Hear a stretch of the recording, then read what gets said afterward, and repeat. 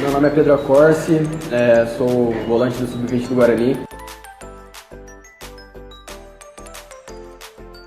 Meu nome é Felipe, sou volante. Meu nome é Gabriel, tenho 19 anos, minha posição é volante. Meu nome é Yuri, mais conhecido como Bigode, atuo na posição volante. Meu nome é Cleide, tenho 17 anos, atuo como volante.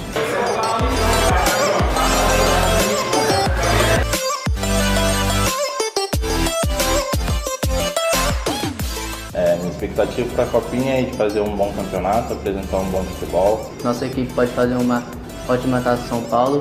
Todos sabem que a Taça São Paulo é a Copa do Mundo dos meninos da base, dos garotos da base. O Guarani é muito grande e a gente precisa representar bem essa camisa.